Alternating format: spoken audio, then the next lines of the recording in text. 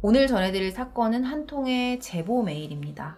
어떤 내용이었냐면 그것이 알고 싶다에서 방영한 2008년 5월 7일 부산 서구 4층 주택에서 발생한 청테이프 사건을 보고 연락드립니다. 대구에 계신 저희 어머니께서도 1999년 12월 19일경에 같은 방법으로 돌아가시고 사건이 해결되지 않고 공소시효도 지나버렸습니다. 라는 내용이었습니다. 부산 청테이프 사건은 30대 여성이 자신의 집에서 얼굴이 청테이프에 감겨 숨진 채 발견된 사건이었죠. 마치 강도 사건처럼 현장을 꾸며놓은 이 범인의 수법과 치밀하게 준비된 계획 범죄로 보이는 미제 사건이었습니다. 저도 이 사건 진행한 적이 있었어요.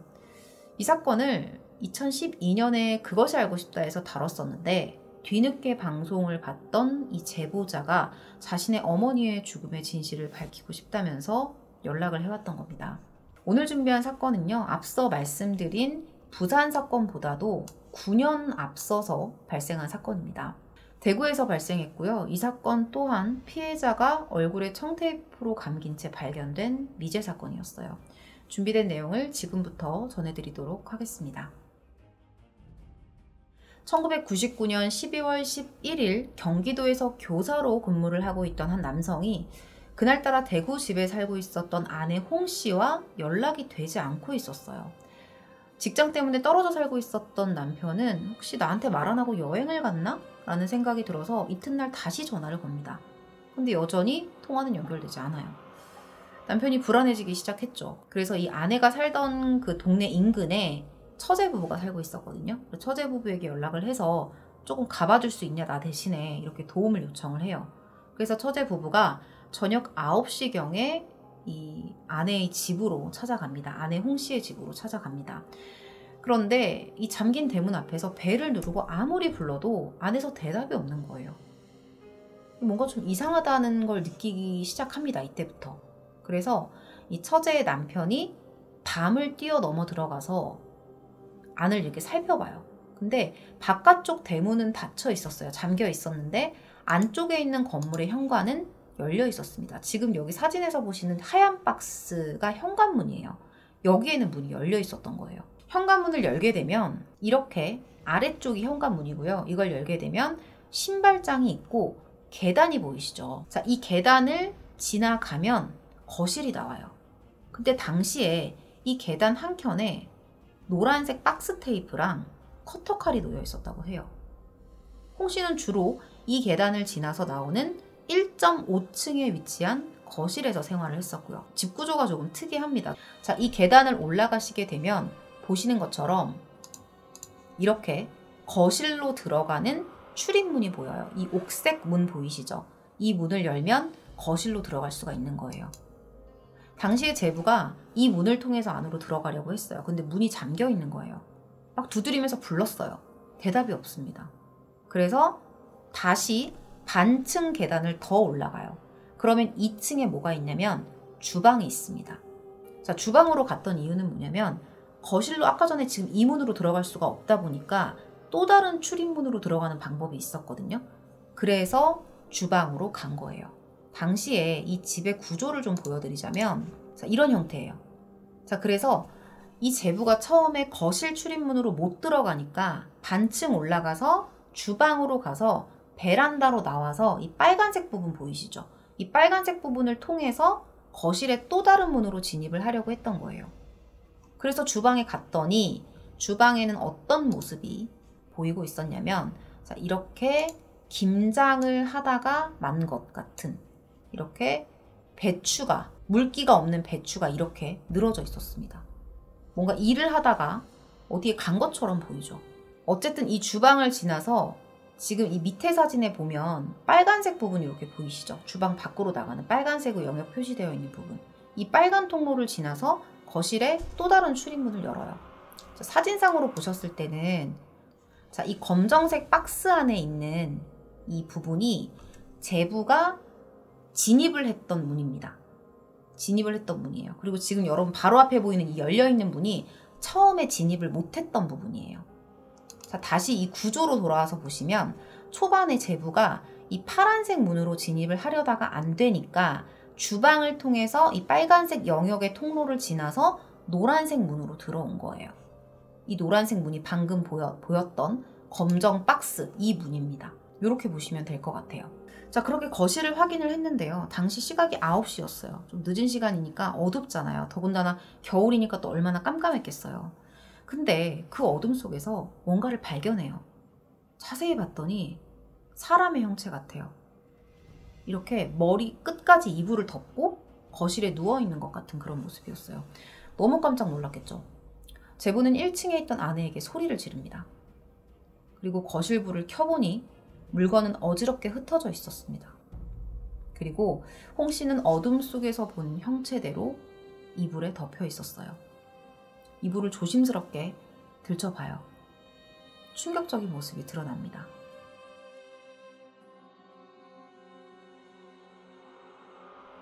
당시에 발견된 모습, 이불을 들춰봤을 때 홍 씨가 이런 모습으로 발견이 된 거예요. 머리에는 비닐봉지가 씌워져 있었고요. 그 위에는 여러 겹의 청테이프가 감겨져 있었습니다.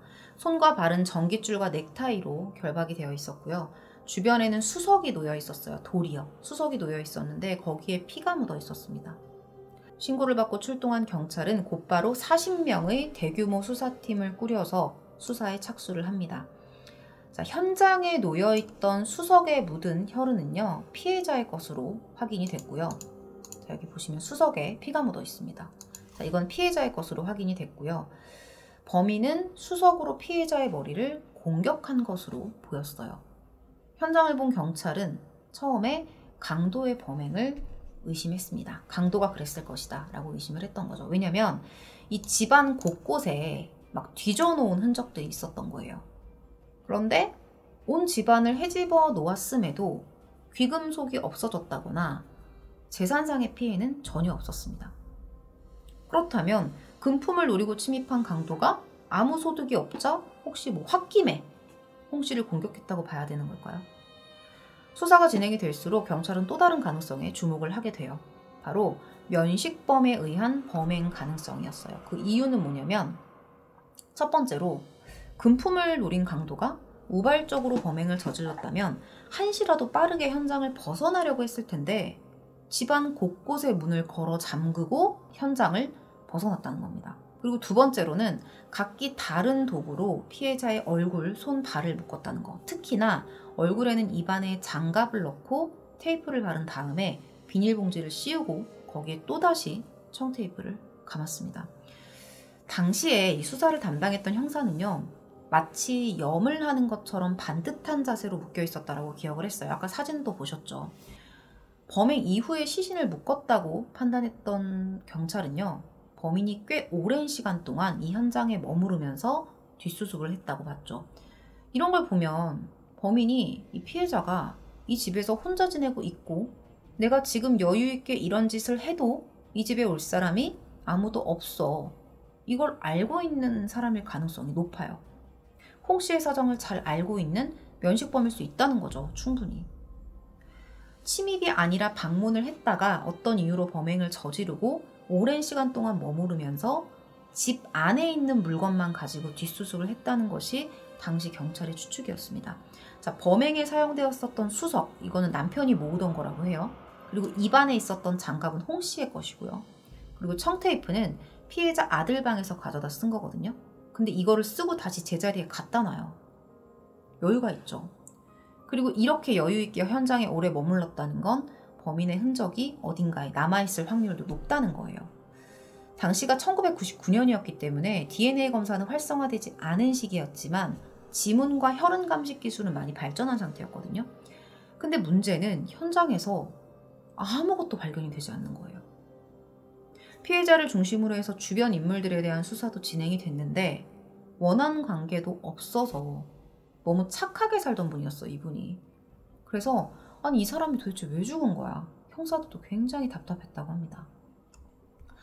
이렇게 증거, 정황, 실마리 그 어떤 것도 잡히지 않고 범인이 피해자와 면식관계일 수도 있다라는 추정만 남긴 채 이 수사는 그냥 미제로 종결이 되고요. 지난 2014년 12월 19일을 끝으로 공소시효까지 만료가 되면서 이제 그냥 미제로 남아버리게 된 거죠. 2000년 이전에 벌어진 사건이었기 때문에 태완이법도 적용받지 못했습니다. 이 집안에서 홍 씨 이외에 다른 사람의 지문이 있기는 있었어요. 근데 다 가족들 거였고요. 혈흔은 모두 피해자 홍 씨의 것이었습니다. 이렇게 흔적을 하나도 안 남긴 걸 보면 굉장히 계획적인 범행으로 보이는데, 또 계획적이라고 하기에는 현장에 올 때 범행 도구 등은 전혀 들고 오지 않았다는 게 좀 이상해요. 광주 대행동 사건이랑 비슷하죠. 앞서 말씀드린 것처럼 집안에 있는 수석으로 피해자를 공격했고, 오로지 집안에 있는 물건만을 가지고 시신을 결박을 했잖아요. 범행에 사용된 일체의 도구는 모두 집안에 있던 것이었습니다. 자, 그러면 우발적인 범행일까요? 또 이렇게 보기에는 앞서 말한 사실과 충돌되는 부분이 있어요. 집에 흔적이 하나도 없었던 거. 발견된 시신의 모습이 비슷하고 미제로 남았다는 점에서 이 사건은 2008년에 발생한 부산 청테이프 사건과도 굉장히 닮아 보였습니다. 유가족들이 다시 용기를 낼 수 있었던 것도 이 부산 사건 때문이었어요. 비슷해 보이는 이 두 사건을 통해서 어떤 실마리를 찾을 수 있지 않을까라는 생각을 했던 거죠. 그렇다면 어떤 연관성이 있을까요? 이 부산 사건 잠깐 생각해 보자면, 이 사건도 피해자의 얼굴에 청테이프가 감겨서 사망한 상태로 발견이 됐거든요. 부산 사건 당시 이 부검인은요, 피해자가 사망 이후에 얼굴에 청테이프가 감긴 것으로 판단을 했는데요. 살아있을 때 질식이 됐다면 발버둥을 쳤을 거 아니에요. 그러다 보면 발목이나 이 손목에 상처 같은 게 남아있어야 되는데 손발목이 깨끗했던 거예요. 범인은 이미 피해자가 사망했는데 청테이프로 현장을 꾸미고 강도가 든 것처럼 어지럽혀 놓았던 그런 사건이었습니다. 근데 무엇보다 부산 사건이 미제로 남았던 결정적인 이유는 이 시신 밑에 깔려 있었던 전기장판 때문이었죠. 범행 시각과 범인의 알리바이를 확인하는데 중요한 증거가 되는 이 사망 경과 시간이 전기장판 때문에 부패가 빠르게 진행이 되면서 특정할 수 없게 돼버린 거예요. 당시에 이 부산 사건이 30도를 오르내리던 굉장히 더운 날 발생을 했거든요. 전기장판을 켜야 되는 이유가 없는 거예요. 그것도 40도 가까이 온도를 올려놨단 말이죠. 분명 이건 범인의 의도적인 행위로 보인다는 거예요. 근데 대구 사건도 이것과 유사한 부분이 있어요. 바로 보일러에 대한 거예요. 당시 날씨가 12월 중순이라서 춥기는 했어요. 지금 시기거든요. 그 당시엔 또 어땠을지 모르겠는데 춥기는 했어요. 근데 그렇다고 해도 보일러 온도가 지나치게 올라가 있었다는 거예요. 그래서 겨울임에도 불구하고 부패가 빠르게 진행되어 있는 상태였습니다. 담당 형사에 따르면 이 피해자가 인조 모피를 입고 있었대요. 그런데 이 인조 모피의 일부가 녹아서 바닥에 눌러붙을 정도로 온도가 높았다고 합니다. 그리고 더 이상한 거. 피해자는 평소에 혼자 집에 있을 때 겉옷을 여러 개 껴입고서 보일러 사용하는 거 굉장히 아꼈대요. 어느 정도였냐면 기름 보일러를 썼었는데 기름 한 통을 가지고 겨울을 났거든요. 그리고 보일러에다가 줄자를 붙여서 하루에 얼마를 쓰는지 다 체크를 할 정도로 굉장히 아꼈다고 합니다. 근데 이렇게 온도가 높게 올라가 있다는 거는 피해자가 한 행동이라고 보기에는 힘들어요. 이렇게 얼굴에 감긴 청테이프, 그리고 강도의 행각으로 연출된 듯한 현장, 그리고 의도적으로 높게 설정된 온도가 이 두 사건의 공통적으로 나타난 세 가지 특징입니다. 하지만 뚜렷한 증거나 용의자가 없었기 때문에 두 사건의 연관성에 대한 수사는 더 이상 진행되기 어렵죠. 그냥 제 생각으로는 이게 사건의 어떤 범인이 같은 범인이 이런 짓을 했다기보다는 이 대구 사건이 먼저 벌어졌잖아요. 그래서 그냥 모방범죄를 했을 것 같다는 생각이 들어요.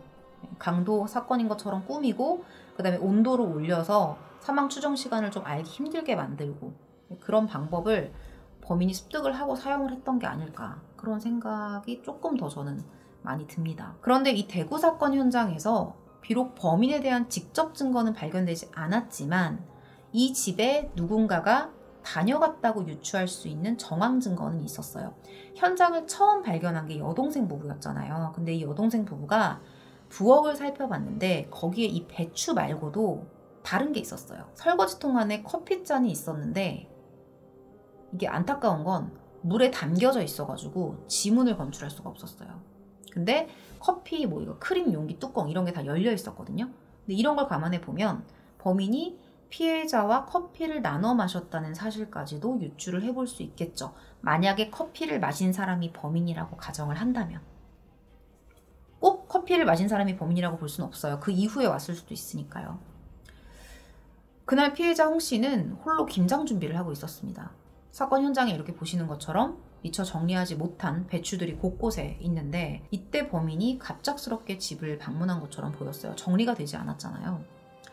그리고 앞서 설명했듯이 이 집은 안방이 2층에 있어요. 이럴 경우에 누군가가 초인종을 누르게 되면 2층 창문을 통해서 대문을 내려다볼 수가 있거든요. 때문에 유가족들은 범인이 분명히 아는 사람일 것이라고 추측을 하고 있습니다.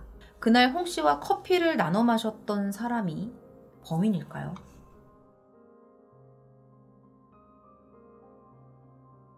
당시 경찰 역시 마지막 손님의 방문 시점을 특정하는 데 수사력을 집중을 했고요. 의미 있는 시점을 찾게 됩니다. 시신이 발견되기 나흘 전인 1999년 12월 16일이었어요. 자, 16일 오후에 이 집을 처음 찾은 사람이 있었는데요. 바로 기름 배달부였습니다. 보일러용 기름을 주유해준 이 배달부는 홍 씨가 외상으로 거래했었다고 기억을 하고 있어요. 그런데 그날 주유했던 보일러는 홍 씨의 집 보일러가 아니라 1층에 있는 다른 집 거였어요. 그날 혼자 사는 60대 여성이 이사를 왔던 거죠. 그리고 하루가 지난 17일 오전 8시에 이 새로 들어온 세입자가 전날에 외상으로 넣었던 그 기름값을 홍 씨에게 맡기고 자기는 외출을 합니다. 그리고 그로부터 1시간이 지난 뒤에 홍 씨 남편이 홍 씨에게 전화를 걸어요. 근데 그때부터 받지 않았던 거예요. 그리고 다시 1시간이 지나서 오전 10시에 이 배달부가 다시 기름값을 받으러 오거든요. 문을 두드려요. 이후에도 2번이나 왔던 거예요. 문을 두드리는데 홍 씨가 나오질 않아요. 결국 이 기름 배달부는 홍 씨를 만나지 못합니다. 경찰도 아마 이 시점에 홍 씨의 신변에 문제가 생겼을 거라고 생각을 해요. 근데 이상한 건, 진짜 이상한 건 그날 오후 12시 30분경에 홍 씨를 만났다는 사람이 있었던 거예요. 누구였냐면 부동산 업자랑 전셋집을 보러 왔던 여자 손님이었습니다. 그리고 오후 1시 이후에 배달부가 기름값을 또 받으러 와요. 근데 이때도 만나지 못해요. 경찰은 부동산 업자와 그 여자 손님에게서도 특별한 혐의점을 찾지 못합니다. 피해자 사망 시각을 17일 오후로 특정하는 정도였죠. 자, 사건은 이렇게 미제로 종결이 됐는데요. 유가족들은 지금까지도 한 사람을 강력하게 의심하고 있습니다. 바로 피해자의 중학교 동창인 보험 설계사 여성 A씨였어요. 홍 씨가 발견됐을 당시에 이 사진에 보시면 소파 위에 종이가 보이시죠? 이게 뭐냐면 보험 가입 증서예요. 이게 놓여 있었거든요. 근데 이게 이 A씨를 통해서 가입한 보험이었습니다. 친구를 통해서 가입한 거예요. 그리고 통화 분석을 했을 때도 홍 씨하고 마지막으로 통화한 사람이 그 친구 A씨였습니다. 유가족들은 이것을 근거로 A씨를 유력한 범인으로 의심하고 있었어요. 미제로 남긴 했지만 당시에 이 수사가 상당히 촘촘하게 이루어졌었습니다. 경찰 역시 A씨에 대한 수사를 진행을 했었죠. 사건이 발생하기 얼마 전에 홍 씨는 A씨를 통해서 교통상해 보험을 가입을 했었어요. 그리고 A씨가 경찰에 진술한 보험 가입 날짜는 사망 추정일 2, 3일 전이었습니다. 그리고 17일 아침에 홍 씨가 A씨와 3분 47초 동안 통화를 해요. 근데 이 통화한 시점이 언제였냐면 세입자가 기름값을 맡기고 외출했던 그 이후에 3분 47초 동안 친구와 통화를 했던 거예요. 이게 홍 씨의 마지막 통화 기록이었습니다. 그리고 또 한 가지 확인된 내용이 있어요. 뭐냐면 사건이 발생되기 며칠 전에도 피해자 집 근처에 A씨가 왔었다는 거예요. 근데 A씨는 절대 나는 간 적 없다 막 부인을 해요. 이거 왜 이렇게 부인을 했을까? 근데 자기는 절대 가지 않았다고 부인을 합니다. 집중적으로 수사를 받았지만 별다른 또 다른 혐의점은 찾지 못합니다. 그렇게 그녀는 용의선상에서 제외가 됐죠. 수사했을 때도 A씨는 용의자 신분은 아니었고요. 참고인 신분이었습니다. 그럼에도 유가족들은 이렇게 말해요. A씨랑 엄마가 보험을 해약하는 문제로 실랑이를 벌이다가 사건이 벌어졌을 거다. 그리고 이 A씨가 파독 간호사 출신이었대요. 그래서 시신을 다룬 경험이 있을 거다. 이런 이유를 들면서 지금도 의심을 거두지 못하고 있었습니다. 이 홍씨의 딸은 지금 40대의 나이가 됐는데요. 이런 의문점을 가지고서 A씨와 만나려고 시도를 했는데요. 끝내 만나지 못합니다. 그리고 이 보험 증서도 사실은 이 A씨가 며칠 전에 집 인근의 식당에 맡기고 갔던 걸 홍씨가 찾아갔다는 것이 확인이 되기도 했어요. 자, 한 가지 더 의미 있는 연결점이 있어요. 자, 뭐냐면 홍씨가 사망한 것으로 추정되던 그날에 어떤 사건이 또 벌어져요. 어떤 사건이었냐면 이 사건 발생 추정일이 12월 17일이었잖아요. 근데 그날 오전 8시에 새로 들어온 아랫집 세입자가 기름값을 홍씨에게 맡기고 외출을 했다고 아까 말씀을 드렸었어요. 그리고 그날 밤 11시에 귀가를 했는데 그 사이에 집안에 도둑이 들었던 거예요. 도난품은 목걸이 반지였고요. 같은 날 한 건물에서 이 두 가지 사건이 벌어졌던 겁니다. 당시에 새로운 세입자가 들어오던 시기였기 때문에 홍씨에게는 전세금, 이 목돈이 들어올 일이 있었던 시기였죠. 이 둘 사이의 연관성도 없다고 보기는 힘들어요. 완전히 다른 날 벌어진 거면 모르지만 딱 그 시기에 같이 벌어진 사건이잖아요. 그렇기 때문에 연관이 없다고 보기는 힘들 것 같습니다. 미제로 남은 과거의 사건, 전문가들은 현재의 수사기법과 프로파일링을 통해서 사건을 전면 재검토해 볼 필요가 있다고 말을 해요. 남은 자료를 다시 분석한 사건의 모습은 당시 경찰이 추측했던 것과는 매우 다르다는 겁니다. 당시의 경찰은요, 범인이 수석으로 머리를 가격해서 사망에 이르게 한 다음에 청테이프와 줄로 시신을 염하듯이 포박했다라고 봤어요. 그런데 전문가들은 이 포박당했던 손과 발에 결박 자국이 남아있는 것으로 봤을 때 살아있을 때 묶였을 확률이 높다고 판단을 합니다. 자, 범인은 피해자 입에 장갑을 넣고 테이프를 감았는데 이 목적이 입막음이 주 목적일 때 나타나는 특징이라는 거죠. 그래서 청테이프 역시 살아있을 때 붙여진 것으로 봤습니다. 이 전문가들은 당시에 제대로 된 법의학적 소견이 경찰에 전달되지 않았기 때문에 범행의 순서나 사건의 성격이 완전히 다르게 판단되었다는 점을 안타까워했어요. 당시의 사인으로 머리 부상이 언급됐었죠. 피해자와 면식관계에 있는 범인이 대화 도중에 우발적으로 돌로 내리쳐서 범행을 저질렀다. 이렇게 판단을 했었어요. 면식범이 우발적으로 범행을 했는데 죄책감 때문에 염을 하듯이 반듯하게 묶어서 뒤처리를 했다고 봤던 겁니다. 그런데 현재 전문가들은 오히려 이 사건은 강도에 의한 계획범죄의 특징이 보인다고 말을 해요. 그래서 지금에 와서 이 전문가들이 다시 추정을 했거든요. 사건의 순서를 다시 추정을 했는데 순서는 다음과 같습니다. 자, 처음에 손이 앞으로 결박이 돼 있잖아요. 앞으로 결박이 돼 있었거든요. 근데 이런 상태는 강도 사건에서 피해자의 움직임을 통제하면서도 뭔가 피해자와의 소통이 필요한 경우에 사용된다고 해요. 처음에는 살인의 목적이 없었어. 그렇게 들어왔는데 2층 안방 장롱의 넥타이로 피해자를 결박을 했고 안방에서 금품의 위치나 통장 비밀번호 이런 것들을 알아내려고 했는데 뭔가 자기가 생각했었던 그런 소득이 없었던 거죠. 그러자 범인이 피해자를 데리고 아들 방으로 이동을 하는데 피해자가 저항을 하자 장갑과 테이프를 이용해서 입을 막았고 전깃줄로 다리를 결박했을 것이라고 본 겁니다. 자, 그리고 여기서 법의학자들은 이렇게 말을 해요. 점출혈과 목졸림 자국을 바탕으로 스카프나 끈을 이용한 경부 압박 질식이 진행이 됐다. 이렇게 판단을 합니다. 1999년 당시에는 빠져 있었던 연결고리죠. 그리고 나서 사망한 피해자 얼굴에 비닐봉투를 씌웠다는 게 이 전문가들의 판단입니다. 머리 충격이 아니라 경부 압박으로 질식사했을 것이다 라고 본 거예요. 오히려 이 돌을 이용했던 가격은 사망 이후에 일어난 것으로 판단했는데요. 이유는 이 머리가 다른 신체 기관에 비해서 혈관이 많은데 만약에 돌로 이렇게 쳤으면 벽에 튄 양이 굉장히 많아야 된다는 거예요. 출혈량이. 벽에 많이 튀어 있어야 된다는 거죠.